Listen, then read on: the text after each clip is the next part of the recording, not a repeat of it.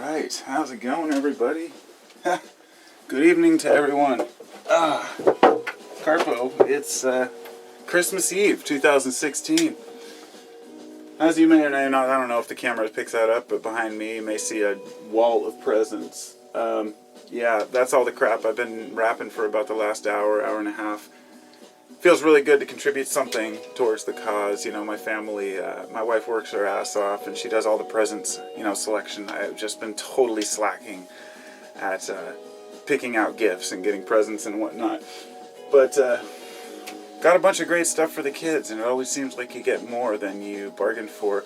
I really just wanted to say that every year I kind of put out a gratitude video around this time, and sometimes around Thanksgiving and whatnot, but I feel like it's time to do that, to really say thank you, first off, to all of my subscribers. I haven't, it sounds cheesy, so I don't usually say it. Why should I be thanking subscribers? I mean, subscribers who, of course, if people are financially backing my business or something, that's a different story than just watching my videos, but I feel like I'm out here kind of speaking as a journal about my life, but at the same time, I'm like, you're all, the feedback that I get from everyone, I'll turn this down, the feedback I get from everyone is extraordinary. I just love it. I love the discussions that I have on here. I just wanted to really make a video for the people that are out there right now that are not doing well, that are suffering. And because not necessarily the ones who are always suffering or that life's really hard, but the people that this time of year don't have any family or friends, or maybe they just have a large family and they're financially unable to provide for them and get the things that they want to get.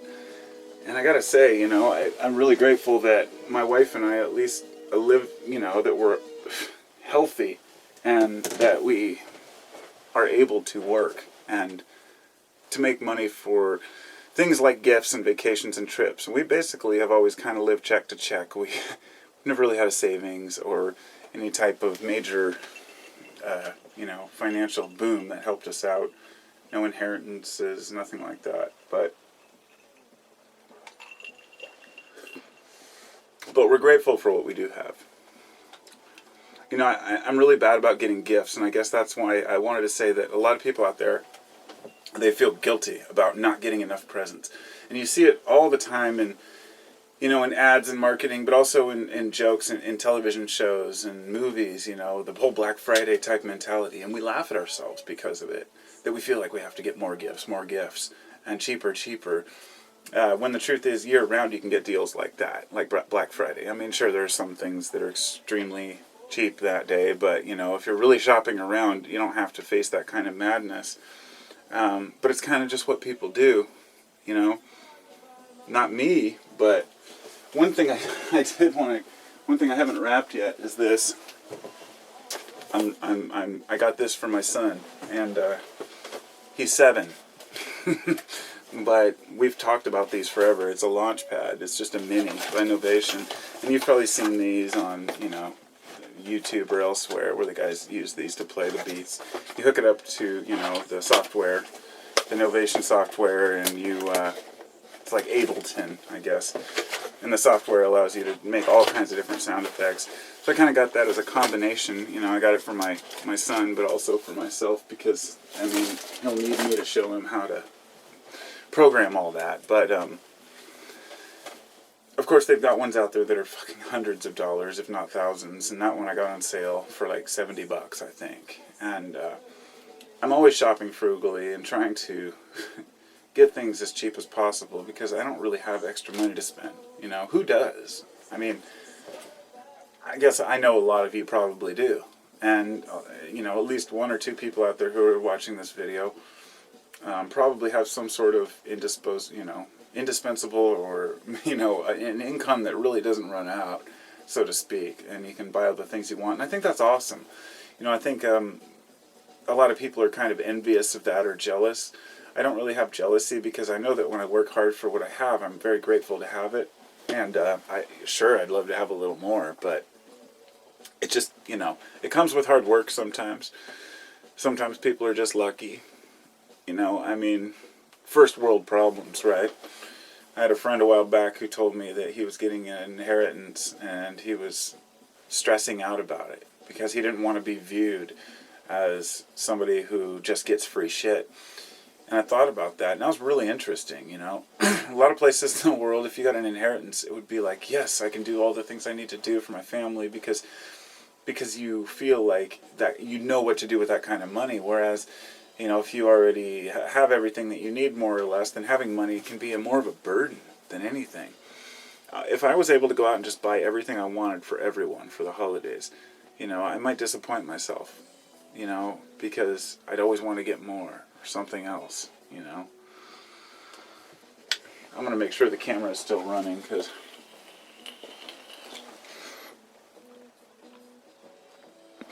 weird. It's only 5.5 minutes. Feels like it's like last night I made a video. I don't think I uploaded it yet. It was like I went to look and it was like 14 minutes long already, and I felt like I just started. And that's kind of how life is. Time, you know.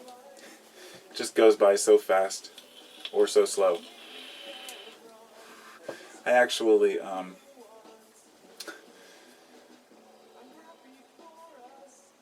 it's interesting, you know. I've really taken into account how people, the older generations, talk about how time just goes by faster as you get older, and I've made it a point to not be one of those people who's just like, yep, it sure goes by fast, but you can't help it, you know, when all of a sudden you're like, wait a minute, wasn't it just Christmas? And when you're younger, it's easier for the time to just kind of go by without paying attention, but when you have kids, it really does, it's much more noticeable watching them grow up. My oldest son, he just turned 22, and yeah, I've got a 22-year-old son. I just turned 41, you know, last month, and it's not that old to me, you know. There are, I have so many good years, you know. Some people think 40 over the hill, bullshit, you know. You're basing that on that old 80-year-old, you're gonna die type attitude. I mean, I could easily live to be over 100 years old. And if that's true, that means I have over 60 fucking years left in my life. 60 fucking years. Pardon the language, but that's a long time.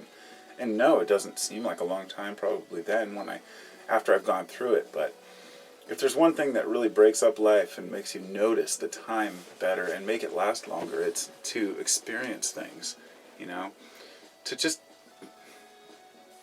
not just get out and do things, but to really be one with your family, with your friends, and to try to like grasp on to all the connections, you know. To be perfectly honest, I have a hard time with connections. I have a hard time being a good friend sometimes, I think. Because I'm the most honest friend, I'm trustworthy, I'll do anything for you if you need my help. But I still have a hard time just maybe calling up someone I haven't talked to in a while and holding a conversation, because I'm not good on the phone. And believe it or not, I can sit in front of this camera, talk for a freaking half an hour about nonsense. But when it comes to holding an important conversation with somebody that I love, a good friend or family, I kind of break down and like, you know, it's kind of a process. A good example is if a friend comes over that I haven't seen in a while, especially if it's unexpected. At first I feel kind of standoffish, like, I don't really know what to talk about. I don't want to give myself to this person right now because I just don't know what to say. But within 5 minutes, here we are. I'm just talking about this and this and this, and we're having this conversation that's deep, and it could be about anything. And if it is a deep friend, that's a different story than if I have a friend out there who, or an acquaintance who comes around and doesn't really have much to say. Because I know people who the only thing they're into is football, let's say, for example. And, you know, how do you talk to a person who's into football when you're a philosopher and you don't like sports? But somehow we find a way. It could be about maybe the football player that's exactly what happened actually a while back with one of my neighbors. And we ended up talking about that guy that didn't stand for the Pledge of Allegiance, and then talking about rights and freedoms and stuff. You always find a way to connect with people, but that's what life's about, is those connections. It's so important. Just think back right now. What's the last thing? Think about like a week ago. Any day last week. What do you think what do you remember from last week? And I doubt it was a particular moment of just sitting or thinking. It was probably a walk to the park, or meeting up with a friend, or seeing something beautiful, or a good movie, whatever it might be. Those are the things that stick with us. And so time is defined by not how many hours have passed. Those are all constructs to express the passing of seasons. That's all time is. It's a way for us to understand moving forward, if you will. So I find that time is kind of it's a figment of our imaginations, and that the only thing that really exists is actually the events that we experience, that we can look back and connect dot to dot to dot. So if you sit in your apartment for a year and you don't do anything, and maybe you're just online all day and you're not really doing anything in particular, not focused on anything that really excites you, but just the norm, that whole year might just fly by. Whereas if you decide to travel the world, that year might last a really long time. Now, of course, time flies when you're having fun. We know that. But when it's different between having fun and experiencing. I'll tell you what time really flies for me is when I'm going and working on something that I really like. I'm a woodworker, I'm a carpenter, I'm an artist. I do a ton of different things that I really enjoy. And I'm really grateful that I have those hobbies that I can fall back on. And for example, I see that my light's burning my jacket here. I gotta move it.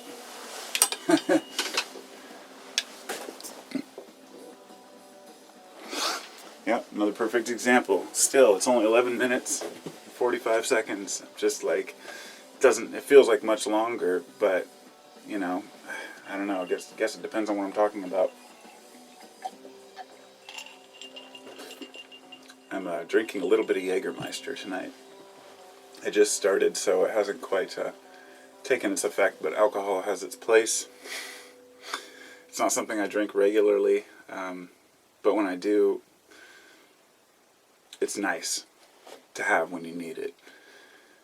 Ultimately, life is about really kind of grabbing the moment, whatever it might be, and enjoying it for the best of what it is, Life is a pendulum. It swings one way, it swings the other way, back and forth, and we just try to catch it when it's at its peak, on the positive side. But, everything's about that balance and that swing. Nothing is immune to balance. I mean, humans as a whole, I guess if you try to talk about balance, you're talking about karma in a way. People start bringing up, well, if everything's fair and karma exists, then why do innocent babies die, and why do old thieves live on without getting in trouble, or, why do murderers get off free? And those are more complicated questions, but, when we're talking about the overall picture, things are pretty well balanced, There's only one thing I guess I could say that isn't balanced. We talk about light and darkness.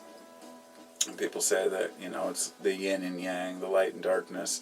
I don't think that yin and yang to me represents light and dark at all, but some people may take it that way. Of course it's not. It's the idea of the yin and yang is that, everything is one and the same, but there's a little bit of everything within everything else, which is what the dots are. That everything is part of the other system. But when it comes to light and darkness, I always think of one quote, a single candle can light an entire room, but no amount of darkness can extinguish it. So I think that's something that we can all remember, and it's a little bit of wisdom, I think, that we can all learn from. And I think that's very literal and metaphorical, of course, but if you walk into a room, and you try to bring down, people down to a negative way of thinking, negativity can really affect other people, but positivity has so much more strength. When you give someone a compliment, it's more likely to really move them than an insult. People are used to insults, they're not used to compliments. Yeah, I think. Well, I guess I'm going to go now. I've got this, this cannabis that I picked up. It's called like Yoda or something. But I bought like 4 different kinds so I'd have a variety for Christmas. I just bought a little bit of each kind and kind of made a mixed bag. And this is the time of year when I really love the piney smelling stuff. But anyhow, not to get into a cannabis conversation, I'll talk to y'all later. And I hope y'all have a good holiday season. Have a wonderful Christmas, New Year's, all the great stuff. Hanukkah, whatever you celebrate. So be it. It is one time a year to forget the differences. And, you know, if you're not a religious person, all I can say is I'm not a religious person either. But I know that there were times in my history where I was kind of rebellious against the holidays like Christmas and like, oh, screw Christmas, you know, I don't believe in that holiday. Well, it is the solstice. So, at the very least, it's a celebration of the seasons. And so make it what it is for you, but embrace it. I'll talk to y'all later. Have a good day.